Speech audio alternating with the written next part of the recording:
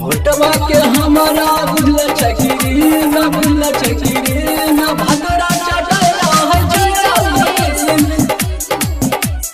सुखीपुर बाजार mix by Jai Ho digital recording studio Bhavani. Singing by Gabbar Pyare. जहिया से अलिए हम ससुराल में जिए छिए सखी रे बुरा हाल में जिए छिए सखी रे बुरा हाल में। जहिया से अलिए हम ससुराल में जिए छिए सखी रे बुरा हाल में।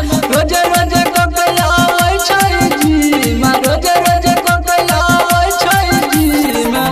फोटवा के हमारा बुझल छै क्रीम भातारा चटाई रहे छै रातो दिन। होटवा के हमारा बुझल छै क्रीम बुझल छै क्रीम भातारा चटाई रहे छै रातो दिन। होटवा के हमारा बुझल छै क्रीम बुझल छै क्रीम भातारा चटाई रहे छै रातो दिन।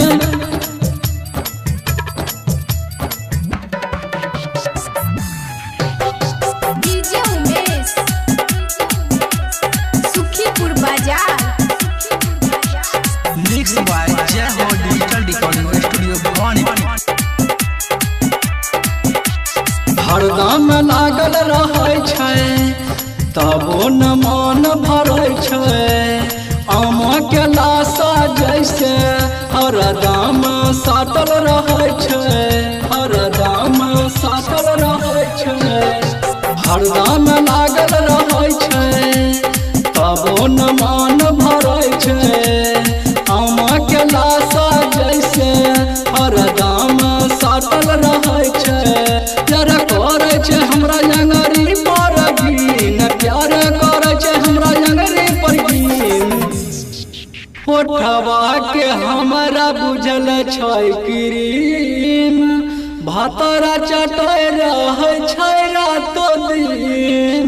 होठवा के हमरा बुझल छै क्रीम बुझल छै क्रीम भातारा चटाई रहे छै रातो दिन। होठवा के हमरा बुझल छै क्रीम बुझल छै क्रीम भातारा चटाई रहे छै रातो दिन।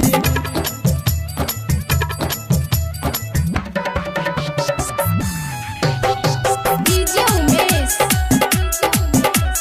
सुखीपुर बाजार mix by Jai Ho digital recording studio Bhavani. भतरा मिलल छै कसैया करे छै रात भर कमैया। दर्द ऐसाना देलकै करे छिए आहा मैया करे छिए आहा मैया। भतरा मिलल छै कसैया करे छै रात भर कमैया। दर्द ऐसाना देलकै करे छिए आहा मैया। गबर गायक बनल छै मशीन अभिषेक राजा बनल छै मशीन। होठवा के हमरा बुझल छै क्रीम भातारा चटाई रहे छै रातो दिन। होठवा के हमरा बुझल छै क्रीम बुझल छै क्रीम भातारा चटाई रहे छै रातो दिन। होठवा के हमरा बुझल छै क्रीम बुझल छै क्रीम भातारा चटाई रहे छै रातो दिन। Recording by Abhishek Raja.